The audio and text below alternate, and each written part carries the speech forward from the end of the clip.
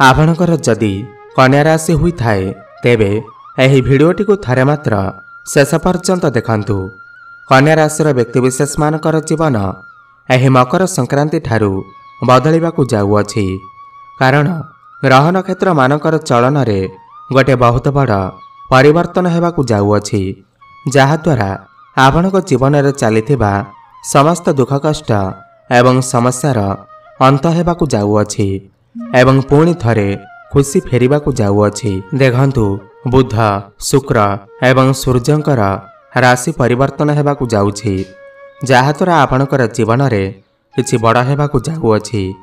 एही मकर संक्रांति ठारू आपणकर जीवन रे चलिथिबा समस्त दुख कष्टर अंत हेबाकु जाउअछि। पुनर्बार आपणकर जीवन रे खुशी फेरिबाकु जाउअछि।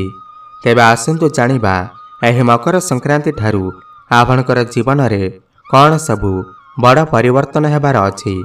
एहा पूर्वरु जदि आपणकर भी कन्या राशि होइथाए एवं आपण भी ईश्वर को सच्चा हृदय भक्ति करुथांती विश्वास करुथांती तेबे एही भिडियोटी को लाइक करी कमेंट बॉक्स रे जय महालक्ष्मी जय श्री गणेश अवश्य लिखि दियंतु। देखंतु पूर्वर आपणकर स्वास्थ्य खराब रहुथिला, धन जनित समस्या देखा देउथिला, आपण ऋण नैथिले किंतु ऋण सुझी पारु नथिले, ऋणर भार आपणकर ऊपर बढ़ी जाइथिला, गृह परिवार रे खुशीर वातावरण नथिला, शिक्षा क्षेत्र रे समस्या देखा देउथिला, आपणकर अननेसेसरी खर्च हेउथिला, समाज रे आपणकर मान सम्मान नथिला, आपणको चाकरी प्राप्ति होई पारु नथिला, संतान संतति पाई आपण चिंतित थिले, आपणकर व्यापार वाणिज्य रे लॉस हेउथिला, प्रेम जीवन रे मध्य समस्या देखा देउथिला। तेबे एही भली जहा भी समस्या आपणकर जीवन रे चालुथिला ताहा एबे दूर हेबाकु जाउअछि। आपणकर जीवन रे पुणी थरे खुशी फेरिबाकु जाउअछि। आपणक जीवन रे नूतन सूर्य उदय हेबाकु जाउअछि। देखंतु बुधंकर राशि परिवर्तन हेउअछि। बुध जे कि भगवान विष्णुक स्वरूप माना जाइथाए। बुध आपणकर केंद्र को चतुर्थ भाव को आसुछंती। चतुर्थ भाव आपणकर सुखर भाव होइथाए एवं बुध हेउचंती आपणकर राशिर स्वामी। एही मकर संक्रांति परे आपणकु समस्त सुख प्राप्ति हेबाकु जाउअछि।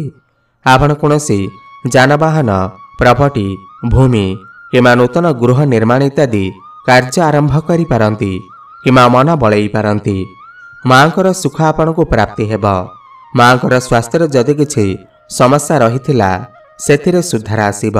बुध एठारे बसी आपणकर दशम भाव को देखुछंती। दशम भाव क्यारियर भाव होइथाए, तो क्यारियर पाई मकर संक्रांति परर समय अत्यंत शुभ अटे। प्रमोशन हेबार मध्य जोग बनुअछि। जो माने बेरोजगार अछंती, जो मानक पाखरे कोनोसी चाकरी बाकरी नाही, तो सेमानको निश्चिंत भावरे एही मकर संक्रांति परे चाकरी अवश्य प्राप्ति हेब।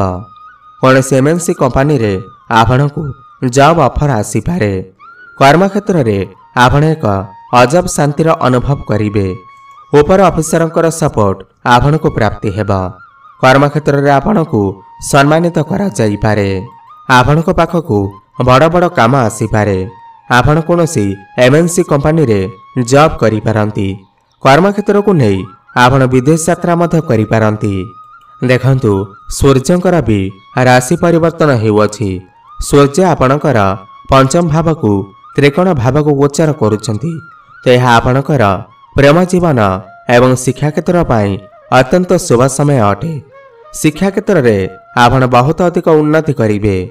खास करी सरकारी परीक्षा रे कॉम्पिटिटिव एग्जाम रे आपण को बहुत अधिक सफलता प्राप्ति हेब। समाज रे आपण को मान सम्मान प्राप्ति हेब। आपण कोनोसी उच्च शिक्षा करिबा पाई बाहर को जाई पारंती। शिक्षा क्षेत्र रे आपण कोनोसी फॉर्म फिलअप करि पारंती। नूतन स्थान रे एडमिशन नै पारंती। प्रतियोगितामूलक परीक्षा रे आपण को सफलता प्राप्ति हेब। प्रेम जीवन रे मध्य आपण को सफलता प्राप्ति हेब। आपणकर भल पाइबा विवाहर रूप मध्य नै पारे। प्रेमर कारक ग्रह शुक्र आपणकर शनिक सहित विराजमान अछंती, तो प्रेम जीवन पाई ଏହି ମକର ସଂକ୍ରାନ୍ତି ପରର ସମୟ ଅତ୍ୟନ୍ତ ଶୁଭ ଅଟେ। ଯେଉଁମାନଙ୍କର କଥାବାର୍ତ୍ତା ବନ୍ଦ ହୋଇଯାଇଥିଲା, ବ୍ରେକଅପ୍ ଆଦି ହୋଇଯାଇଥିଲା, ସେମାନଙ୍କର ପୁଣି ଥରେ କଥାବାର୍ତ୍ତା ହୋଇପାରେ। ପ୍ୟାଚଅପ୍ ହେବାର ମଧ୍ୟ ସମ୍ଭାବନା ବନୁଅଛି। ଆପଣ ଦୁଇ ଜଣ ମିଶି କୌଣସି ସ୍ଥାନକୁ ବୁଲିବାକୁ ଯାଇପାରନ୍ତି, କାହିଁକି ନା ଭ୍ରମଣ ସୁଖ ଆପଣଙ୍କୁ ପ୍ରାପ୍ତି ହେବ।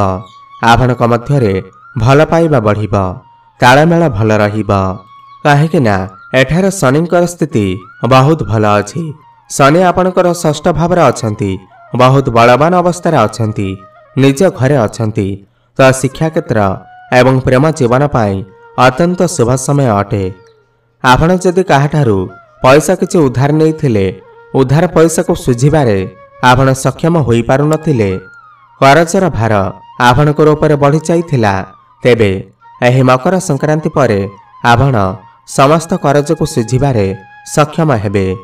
କୋର୍ଟ କଚେରୀରେ ଚାଲିଥିବା ମାମଲା ଆପଣଙ୍କ ସପକ୍ଷରେ ଯାଇପାରେ ଏବଂ ଶନିଙ୍କର ସିଧା ଦୃଷ୍ଟି ଆପଣଙ୍କର ବିଦେଶ ଭାବ ମାନେ ଦ୍ୱାଦଶ ଭାବ ଉପରେ ପଡ଼ୁଅଛି। ଆପଣ ବିଦେଶ ଯାତ୍ରା କରିପାରନ୍ତି ଏବଂ ବିଦେଶରେ ରହି କାମକାର୍ଯ୍ୟ କରୁଥିବା ଲୋକମାନଙ୍କୁ ଅଧିକ ଲାଭ ପ୍ରାପ୍ତି ହେବ।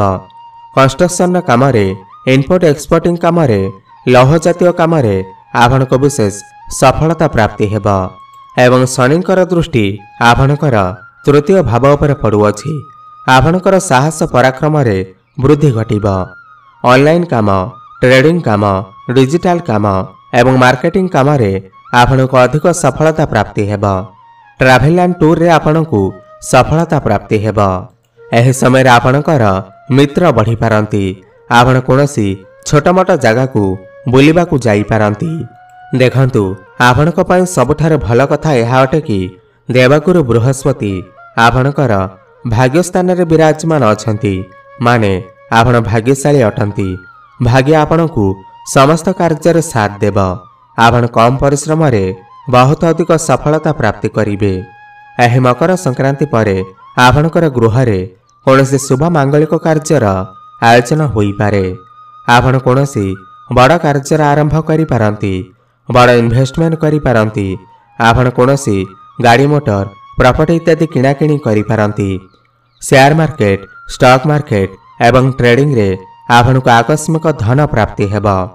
ବୃହସ୍ପତି ହେଉଛନ୍ତି ଆପଣଙ୍କର ସପ୍ତମ ଭାବର ସ୍ୱାମୀ। ସପ୍ତମ ଭାବର ସ୍ୱାମୀ ହୋଇକରି ଆପଣଙ୍କର ଭାଗ୍ୟ ଭାବରେ ବିରାଜମାନ ଅଛନ୍ତି।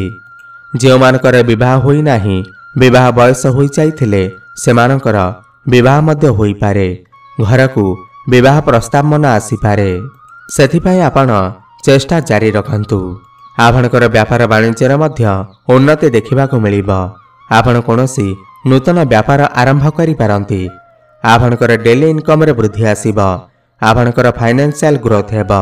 ଆପଣ ପଇସା କିଛି ସଞ୍ଚୟ କରିପାରିବେ। ରୋଜଗାରରେ କିଛି ମାତ୍ରାରେ ବୃଦ୍ଧି ଦେଖିବାକୁ ମିଳିବ। ପାର୍ଟନରସିପ୍ ବ୍ୟାପାର ବାଣିଜ୍ୟରେ ଆପଣଙ୍କୁ ସଫଳତା ପ୍ରାପ୍ତି ହେବ। କିନ୍ତୁ ରାହୁ ଆପଣଙ୍କର ସପ୍ତମରେ ଥିବାରୁ ଆପଣ ଟିକେ ଆପଣଙ୍କର ବୈବାହିକ ଜୀବନ ଉପରେ ବିଶେଷ ଧ୍ୟାନ ଦିଅନ୍ତୁ। ଆପଣଙ୍କର ଲାଇଫ୍ ପାର୍ଟନରଙ୍କର ସ୍ୱାସ୍ଥ୍ୟରେ କିଛି ସମସ୍ୟା ଦେଖା ଦେଇପାରେ କିମ୍ବା ଆପଣ ଦୁଇ ଜଣଙ୍କ ଭିତରେ ଟିକେ ମତାନ୍ତର ଦେଖା ଦେଇପାରେ। ଏଥିପ୍ରତି ଆପଣ ଟିକେ ଧ୍ୟାନ ଦେବେ।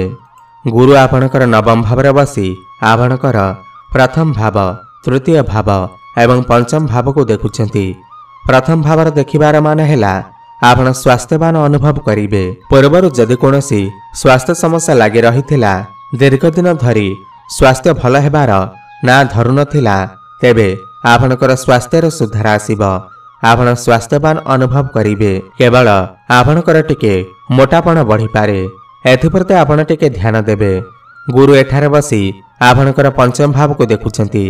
ଯେମିତିକି ମୁଁ ଆପଣଙ୍କୁ କହିଲି, ଶିକ୍ଷା କ୍ଷେତ୍ରରେ ଏବଂ ପ୍ରେମ ଜୀବନରେ ଆପଣଙ୍କୁ ଶୁଭଫଳ ପ୍ରାପ୍ତି ହେବ। ଏହି ମକର ସଂକ୍ରାନ୍ତି ପରେ ଆପଣଙ୍କୁ ପାରିବାରିକ ସୁଖ ପ୍ରାପ୍ତି ହେବ। ଯେଉଁମାନଙ୍କ ପାଖରେ ଯେଉଁମାନେ ସନ୍ତାନର ଇଚ୍ଛା ରଖିଥିଲେ, ଯେଉଁ ଦମ୍ପତିମାନେ ଦୀର୍ଘ ଦିନ ଧରି ସନ୍ତାନର ଅପେକ୍ଷାରେ ଥିଲେ, ତ ସେମାନଙ୍କୁ ଏହି ମକର ସଂକ୍ରାନ୍ତି ପରେ ସନ୍ତାନ ସୁଖ ଅବଶ୍ୟ ପ୍ରାପ୍ତି ହେବ।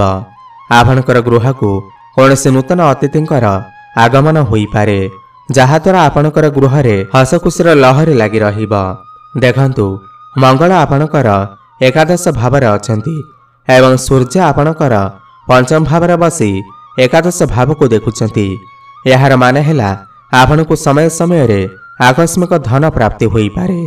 आपणकर कौनसी गोटे मनर इच्छा निश्चिंत पूर्ण होई पारे। बड़ भाई भौणीकर सपोर्ट आपण को प्राप्ति हेब। पितांकर साहाय्य सहयोग आपण को प्राप्ति हेब। तेबे मोटामोटी देखा गले यह मकर संक्रांति पर आपण समस्त क्षेत्र में उन्नति करने को जाउछंती।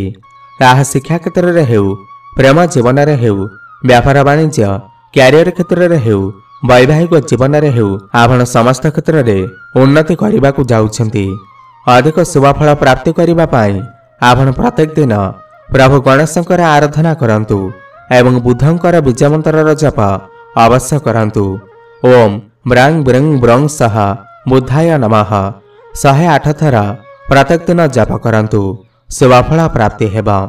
एवं प्रत्येक दिन सूर्य को जलार्घ्य अर्पण करंतु एवं हनुमान चालीसार पाठ करंतु। शुभफल प्राप्ति हेबा सहित आपणकर भाग्य रे उन्नति आसीब। आपणकर जदि कन्या राशि होई थाए तेबे तले थिबा कमेंट बॉक्स रे जय मां लक्ष्मी जय श्री विष्णु अवश्य लिखि दियंतु। धन्यवाद।